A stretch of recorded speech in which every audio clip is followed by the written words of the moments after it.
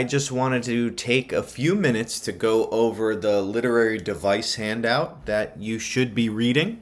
I'm not going to read every single thing because you guys are able to do that yourself, but I did just want to kind of provide an overview as to why you're receiving this.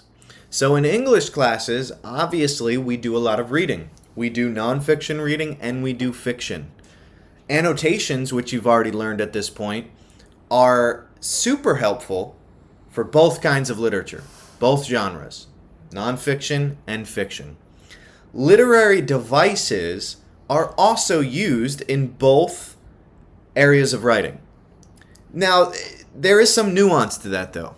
When we are reading nonfiction, we generally will refer to literary devices as rhetorical devices. Again, splitting hairs there. It's not really a big deal if you say literary devices. People will know what you mean. Whereas in fiction, we normally do say literary devices rather than rhetorical devices. Again, it's not the end of the world if you interchange them. People will still understand you. The point, though, is whenever you are doing some form of analysis of literature, nonfiction or fiction, poetry, prose, it doesn't matter, you should be able to not only identify various literary devices and rhetorical devices, but explain why they matter. Normally, the why they matter connects to theme, tone, just the vibe of the entire work, so on and so forth. You never really just want to be able to say, hey, look, I noticed an illusion. Yay. That's good. That's part one. But the more significant part of your analysis is, why is the author using the illusion? And how does it further his teaching? How does it further the theme? So this is just a guide of some popular literary devices. There's tons of information online about all of these. I encourage you to look them up. There's websites devoted to this stuff. YouTube is great for this as well. Some of these you definitely know. Others might be a little bit more nuanced and new to you.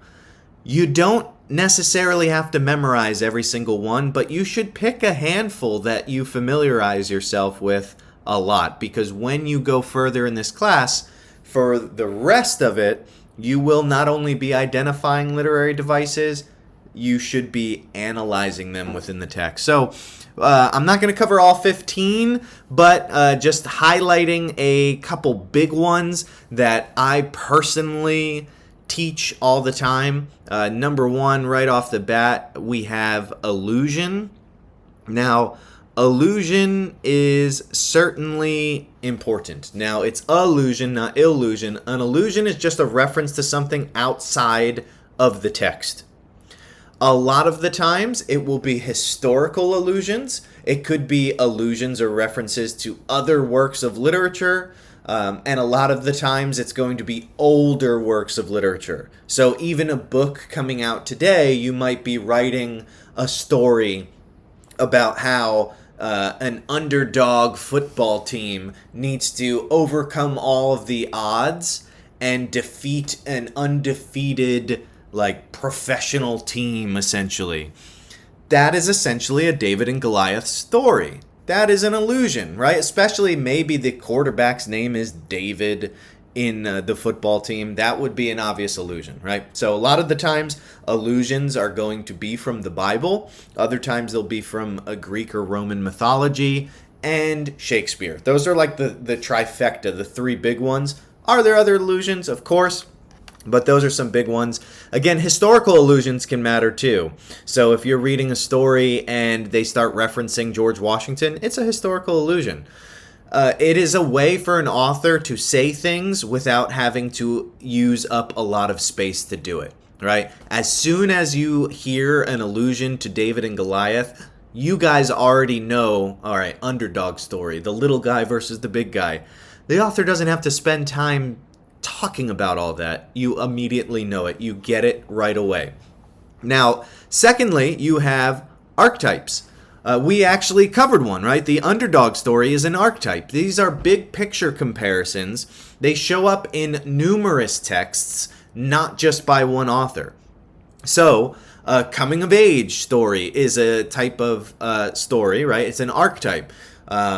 This is why even superhero movies and comic books all follow archetypes, right? So you know that a lot of the times you're going to deal with an individual, oftentimes a younger individual, who is maybe a nobody, doesn't have much going for them, or maybe they do, and then something traumatic happens to them, and then they have to decide, am I going to be a villain? Am I going to be a hero? Think of all of the heroes that have some type of parental issues or their parents died at a young age. Immediately, I'm thinking of Spider-Man. I'm thinking of Batman. I can make a case for Iron Man, right? So on and so forth. Outside of the superhero world, you might even take a character like Harry Potter. Same thing. Orphan story, right? So there's archetypes. These are patterns, right? Diction, we covered in a previous lesson. This is word choice. It drives everything. I absolutely love talking about diction. I love analyzing diction because it is the lowest hanging fruit in any type of literature. All literature is made up of words. If you can analyze the words and explain why the author is using that word as opposed to all the other ones in their repertoire, that is going to help your analysis, right? The word choice always leads to some form of tone or aura or vibe of the passage, which then helps set up the theme. So if you're using a lot of dark words, rough sounding words, maybe it's a passage about violence, about a murder or something like that. And obviously the tone is going to be more negative. So keep that in mind. You guys could read the next few by yourself. Foreshadowing is a big one. You guys all know what that is. It's the author kind of showing his hand ahead of time. It is precisely why in a movie, if a character very early on in the movie says, man, we're just so safe in this building can withstand anything, you know that's probably a foreshadow, an ironic one, that the building's not going to be safe. You have hyperbole, which is exaggeration. Imagery is a big one. Imagery, a lot of the times people just like to say it's the author's way of painting a picture in the reader's mind. Yes and no. Imagery deals with the senses. All right, so think of all of the senses that we have. We have 5 senses, right? You can smell things, you can taste things, you can hear things, you could feel things, and you can see things. You could look up specific terminology for those, things like gustatory imagery, olfactory, but you don't need to know those technical terms. As long as you know that imagery deals with the senses, that helps you identify and analyze it. So if a passage is very much sight heavy, maybe there is going to be some theme that refers to sight, metaphorically or literally. Usually authors will have all of the senses at play, but again, keep that in mind. So if you're if you're reading a passage in which there's a lot of sounds, right, and the character or the speaker is hearing a lot of things, pay attention to that. All right.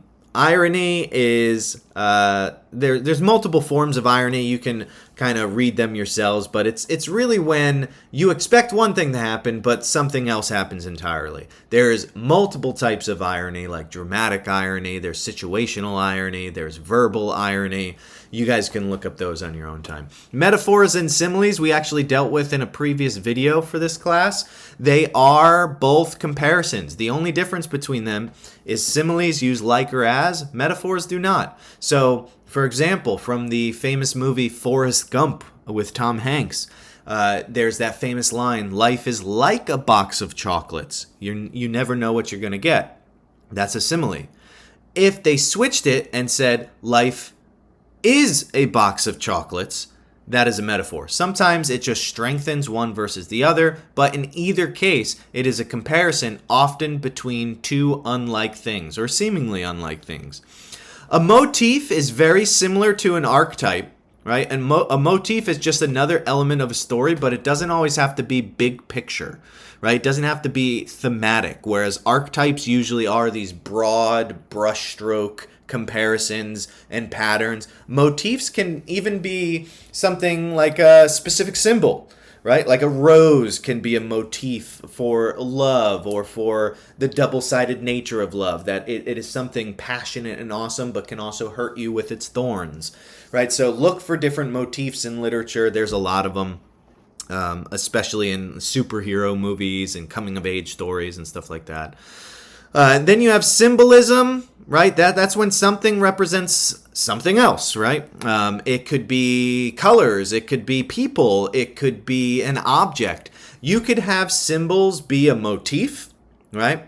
Like darkness, right? Or like the dark forest. But you could also have symbols that really only work as symbols in a particular story, right? Maybe a character has a feather and that keeps coming up, and that is symbolic of comfort because it reminds him of a day out with his mom at the park in which they found the feather, right? It could be symbolic of that.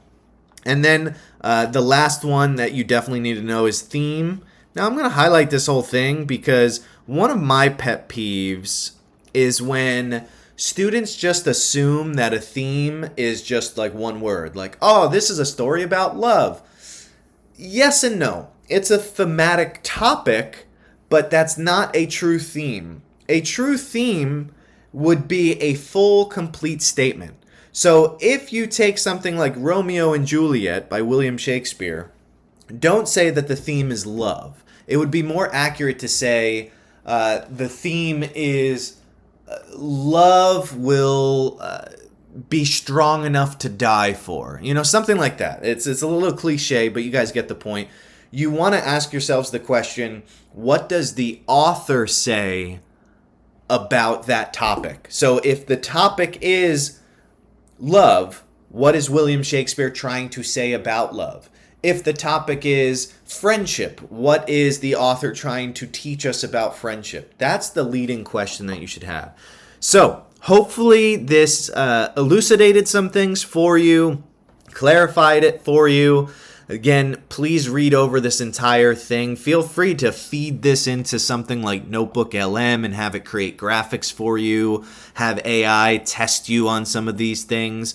You're not going to see a bunch of tests and quizzes about the definitions for these terms, but you will be expected to use some of these and even more that aren't listed here in your analysis, in your writing, because that's ultimately what we want to do in an English class. We want to break down the language. We want to break down what the author is doing so that we could figure out the why is he or she doing that.